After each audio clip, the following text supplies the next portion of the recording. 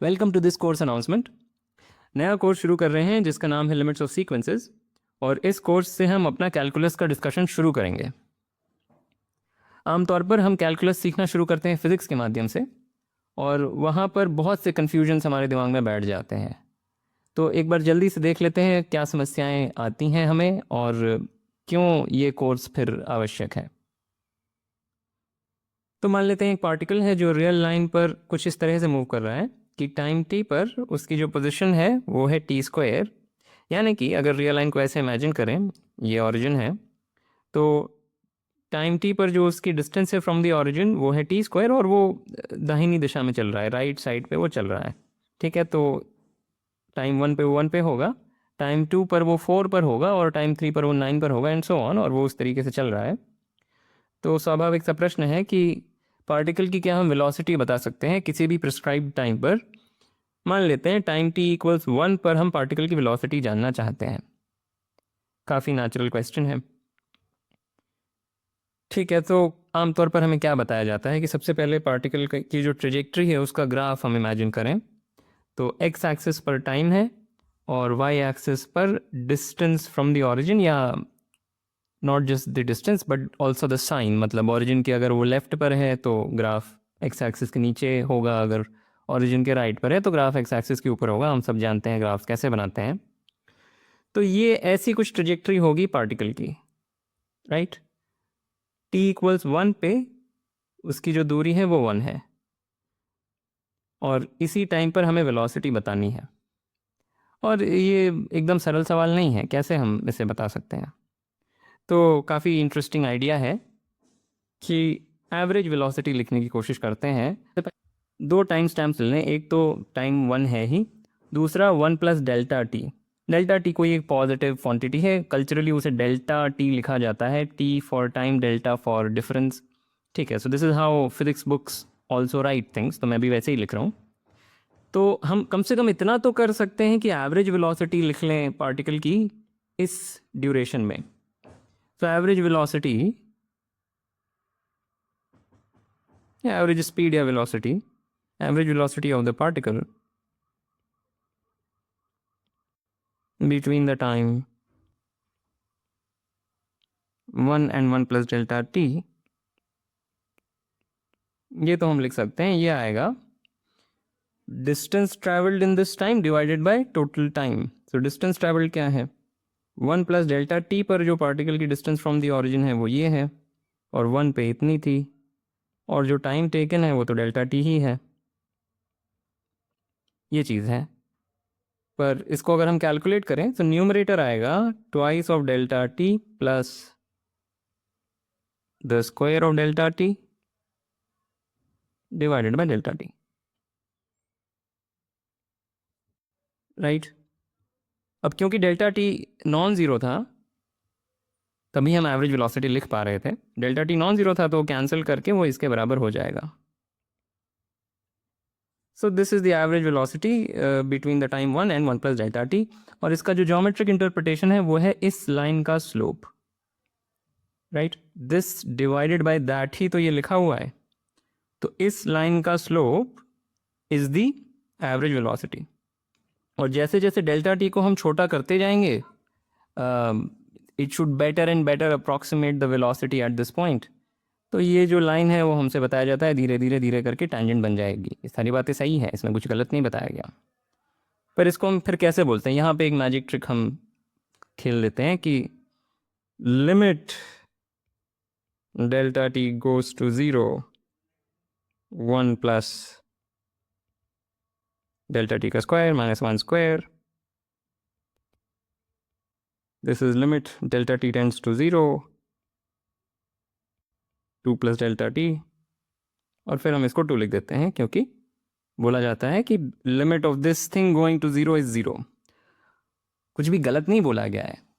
पर ये है क्या, ये क्या अचानक से पैदा हो गया ये चीज़।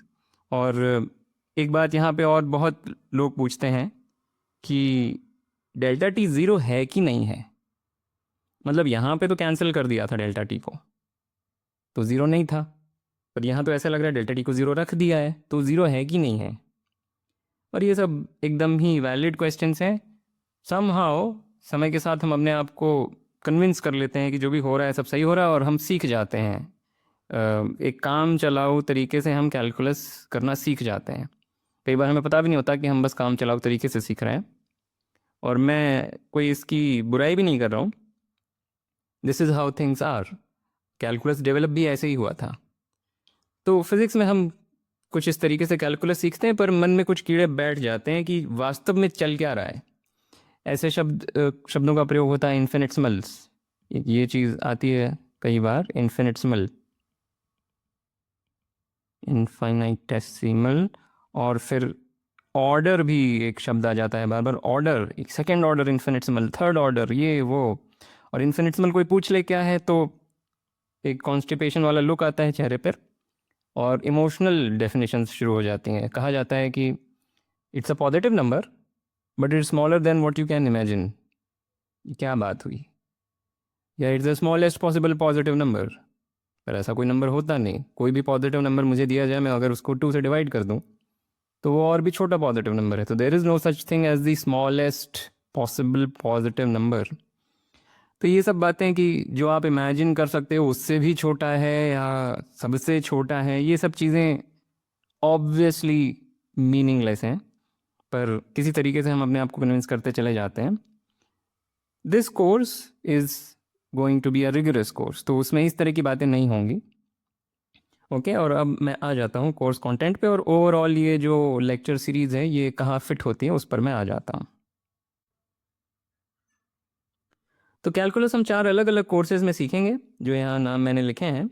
अभी जो हम शुरू करने जा रहे हैं वो ये कोर्स, और इसमें हम कॉन्टिन्यूटी या डिफरेंशिएशन या इंटीग्रेशन की बातें नहीं करेंगे, पर फिर भी दिस इज़ फाउंडेशनल। अगर ये कोर्स ठीक से कर लिया तो आगे की चीज़ें बहुत आसान हैं। असली समस्या ही यहाँ पे आएगी। ओके, कुछ बेसिक बातें कोर्स के बारे में। किसके लिए है ये कोर्स? टेक्निकली किसी के लिए भी जो कैलकुलस ठीक से सीखना चाहता हो।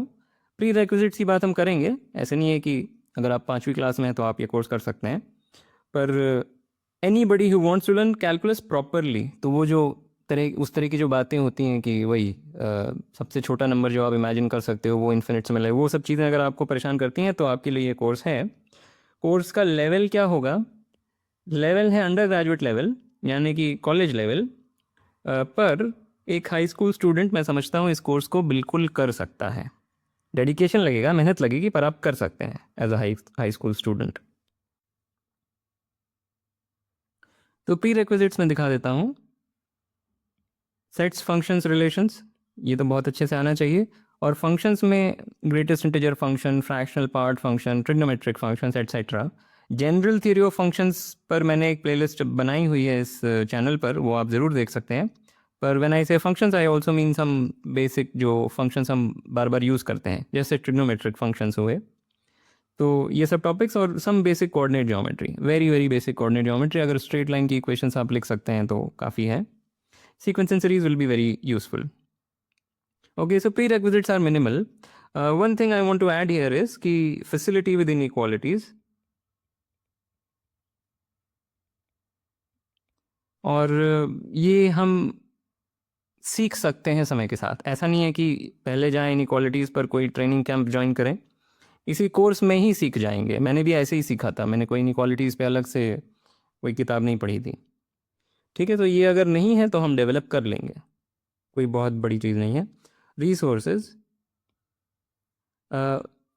नोट्स, टाइप्ड नोट्स मैंने शेयर किए हुए हैं टेलीग्राम पे, so that you can definitely look at. So these are on Telegram. जो भी मैं बोलूँगा लेक्चर सीरीज़ में, वीडियो में, वो चीज़ें यहाँ लिखी हुई हैं, टाइप्ड हैं। Okay, so this is the primary reference. और 2 और किताबें मैं सजेस्ट कर सकता हूँ।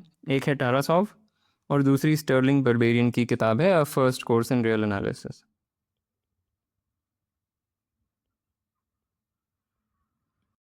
पर ये सेल्फ कंटेंड है, जो मेरे नोट्स हैं वो सेल्फ कंटेंड है। ऐसा नहीं है कि इसके बाहर कुछ देखने की आवश्यकता है, पर फिर भी अच्छा है अगर और बुक्स हमें पता हों।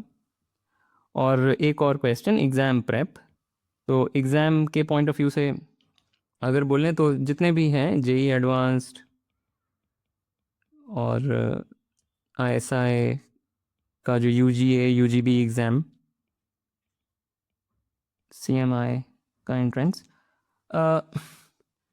एट द सेम टाइम जो चीज़ें हम करने जा रहे हैं वो अगेन अंडर ग्रेजुएट लेवल हैं, तो बहुत सारी चीज़ें हम इसमें ऐसी पढ़ेंगे जो डायरेक्टली एग्ज़ाम में काम नहीं आएंगी, पर अगर हम ये सब चीज़ें कर लेते हैं तो एग्ज़ाम के जो क्वेश्चन हैं वो बहुत आसान हो जाएंगे। तो इन 3 मॉड्यूल्स में हम ये कोर्स कवर करेंगे, और ये जो पहला मॉड्यूल है कंप्लीटनेस एक्सियम, यहाँ पे हम सीखेंगे कि रियल नंबर्स में और रैशनल नंबर्स में वास्तव में क्या फ़र्क है। कैलकुलस के लिए हमें रियल नंबर्स चाहिए, हम केवल रैशनल नंबर से कैलकुलस डेवलप नहीं कर सकते। तो जो खास प्रॉपर्टी है रियल नंबर्स की वो है कंप्लीटनेस एक्सियम, वो हम स्टेट करेंगे, पर उसके पहले हम देखेंगे कि रैशनल नंबर्स में वो प्रॉपर्टी नहीं है। ठीक है, जस्ट रफली मैं कुछ कह रहा हूँ, और फिर धीरे धीरे हम कैलकुलस की चीज़ों की बात शुरू करेंगे। तो ये जो सबसे पहला मॉड्यूल है, this is very important obviously, और यहाँ पे एक चीज़ मैं लिख देता हूँ, कल्चर शॉक। अगर आपने अभी तक केवल हाई स्कूल मैथमेटिक्स देखी है तो यहाँ पे एक कल्चर शॉक लग सकता है, क्योंकि इस तरह की चीज़ें हम हाई स्कूल में नहीं देखते। मुश्किल ये नहीं है, पर कल्चरली डिफरेंट है, let me just say that, right. तो जो भी समस्या आएगी आप कमेंट्स में पूछ सकते हैं या टेलीग्राम पे जा सकते हैं, वहाँ डिस्कशन कर सकते हैं। ऑल राइट, और ये अगर हम मॉड्यूल झेल लें, अगर ये सारी चीज़ें ठीक से समझ गए, then everything is very very smooth. So this is culture shock and this is maybe the main road block. उसके बाद सब कुछ बहुत आसान लगेगा। All right, so with that, I want to end this. I'll see you in the first video.